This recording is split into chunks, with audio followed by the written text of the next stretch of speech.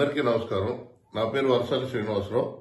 విశాఖ ఉక్కు పరిరక్షణ పోరాట కమిటీ సభ్యుడిని.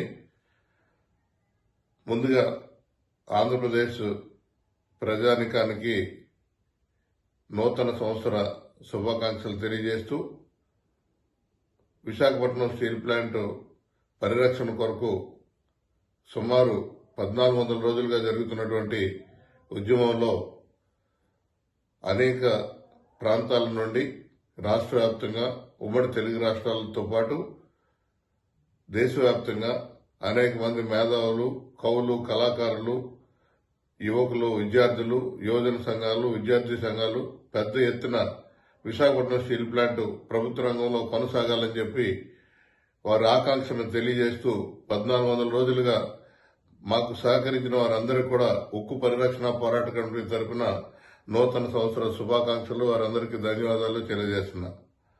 విశాఖపట్నం స్టీల్ ప్లాంట్ మహోన్నతమైన కంపెనీ. విశాఖ ఉక్కు ఉమ్మడి తెలుగు ప్రజల హక్కు. విశాఖ ఉక్కు ఉత్తరాంధ్ర జీవనాడి. ఈ పరిశ్రమని 100% అమ్మేయాలి, అమ్మనేయకపోతే మూసేయాలని చెప్పి కేంద్ర ప్రభుత్వం 2021 జనవరి 27న ప్రకటన చేసింది పార్లమెంట్ సాక్షిగా. అప్పటి నుంచి అప్పటి వరకు లాభాల్లో నడుస్తున్నటువంటి విశాఖపట్నం స్టీల్ ప్లాంట్ నష్టాల దిశగా ఒక్కొక్క విభాగాన్ని ఆపేస్తూ, ఉత్పత్తిని నిలిపివేస్తూ, రా మెటీరియల్ కొనుగోలు చేయకుండా, ఉత్పత్తికి కావాల్సినటువంటి రా మెటీరియల్ సప్లై చేయకుండా అనేక అవాంతరాలు సృష్టించి కేంద్ర ప్రభుత్వం ఈ పరిశ్రమని మట్టు పెట్టాలి, ఆదానికో అంబానికో ఎవరికో కట్టబెట్టాలని చెప్పి ప్రయత్నంలో భాగంగా పూర్తిగా నిర్వీర్యం చేయడం జరిగింది. దానివల్ల వేల కోట్ల నష్టాలకి తీసుకెళ్లడం జరిగింది. ఈ పరిస్థితుల్లో సార్వత్రిక ఎన్నికల ముందు పెద్ద ఎత్తున రాష్ట్ర వ్యాప్తంగా నినదించాం, వ్యతిరేకించాం. గత ప్రభుత్వాన్ని దింపాలి, గత ప్రభుత్వం దిగితేనే దీనికి పరిష్కారం వస్తుందని చెప్పి సుమారు 1300 రోజులు అలుపెరుగని పోరాటం చేస్తూ ప్రతిరోజు కూడా పత్రికల ద్వారా సుమారు 270 మంది ప్రధాన ఎలక్ట్రానిక్ మీడియా, ప్రింట్ మీడియా ద్వారా ప్రతిరోజు కూడా రాష్ట్ర ప్రభుత్వాన్ని ఎండగడుతూ, కేంద్ర ప్రభుత్వాన్ని ఎండగడుతూ అనేక ప్రకటనలు చేయడం, విశాఖ ఉక్కు పరిస్థితిని ప్రజలకు కళ్లకు కట్టినట్టుగా చెప్పడం జరిగింది. కాబట్టే సార్వత్రిక ఎన్నికల్లో తెలుగుదేశం అత్యధిక మెజార్టీతో కూటమి ప్రభుత్వం ఏర్పడ్డది. గాజువాక ఎమ్మెల్యే 95,000 ఓట్లతో గెలవడం, విశాఖ నగరంలో ఉన్నటువంటి పార్లమెంటు సభ్యులు సుమారు 5 లక్షల ఓట్లతో మెజారిటీతో గెలవడం, రాష్ట్ర వ్యాప్తంగా అనేక మంది వేల ఓట్లతో గెలవడానికి కారణం విశాఖపట్నం స్టీల్ ప్లాంట్ పట్ల అందరికీ కూడా ఈ పరిశ్రమ బతకాలి, ఈ పరిశ్రమ ప్రభుత్వ రంగంలో ఉండాలని చెప్పి కోరుకున్నారు. కాబట్టి అందరూ దీనికి సహకరించి కూటమిని గెలిపించారు. కూటమి ఈరోజు ముందుకు వెళుతుంది. కూటమి దూకుడుగా కార్యక్రమాలు తీసుకుంటుంది. కార్మిక వర్గానికి మాత్రం నట్టేట ముంచే కార్యక్రమాలు చేయడం జరుగుతుంది. గత 6 నెలలుగా విశాఖపట్నం స్టీల్ ప్లాంట్ భవితవ్యంపై అనేక ప్రశ్నలు ఉత్పన్నమవుతున్నాయి.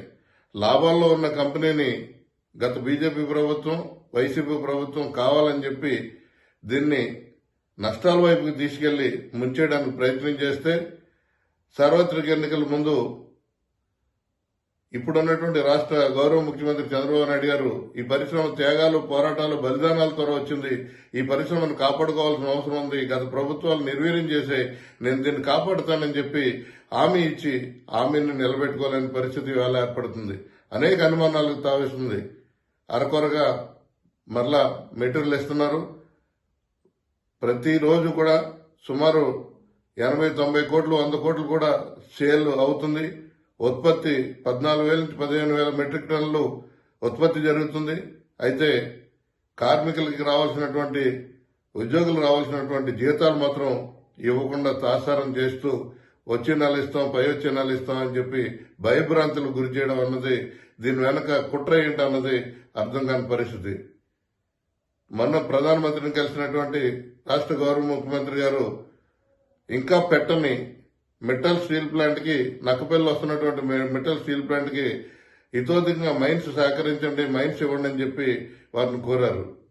ఈ రోజు రాష్ట్రంలో అనేక చోట్ల ఆయన పర్యటన చేస్తూ ఆ రాష్ట్ర పర్యటనలో కూడా అనేక పరిశ్రమలు రాష్ట్రంలో ఉన్నటువంటి గనుల నుంచి, కాలువల నుంచి, గోదావరి నుంచి, అనుసంధానం నుంచి అనేక అంశాలను ఆయన ప్రస్తావిస్తూ అనేక ఇండస్ట్రీస్ కోసం మాట్లాడుతూ ఒక విశాఖపట్నం స్టీల్ ప్లాంట్ ప్రస్తావనే తీసుకురాల. ఇవాళ కూడా మెటల్ స్టీల్ ప్లాంట్ వస్తుంది, ఇతోధికంగా రాష్ట్రం అభివృద్ధి చెందుతుందని చెబుతున్నారు ఆయన. అంటే ఇవన్నీ చూస్తుంటే భయంకరమైన పరిస్థితులు ముందు వస్తాయేమని చెప్పి కార్మికులు భయభ్రాంతులకు గురవుతున్నారు.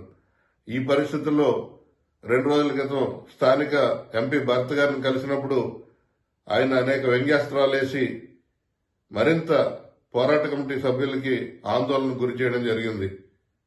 శాలరీస్ కోసం ఆయనే పార్లమెంట్ లో గత వారం రోజుల క్రితం 10 రోజుల క్రితం ఆయన ప్రశ్నలు సంధించి శాలరీస్ ఇవ్వట్లేదు విశాఖపట్నం స్టీల్ ప్లాంట్ కార్మికులకి, మీరు ఇమీడియట్ గా ఇవ్వాలని చెప్పి అక్కడ చేస్తూ, మీకు శాలరీస్ ఇవ్వట్లేదా, ఎప్పటి నుంచి ఇవ్వట్లేదు నాకు తెలియదే అని చెప్పే ప్రయత్నం చేశారు ఆయన. అలాగే నక్కపల్లిలో స్టీల్ ప్లాంట్ వస్తుందా నాకు తెలియదు, పేపర్లో వస్తే స్టీల్ ప్లాంట్ వచ్చేసినట్టేనా, మీరు ఊహించుకుంటే ఎలాగని చెప్పి పరిస్థితి ఆయన మాట్లాడడం జరిగింది.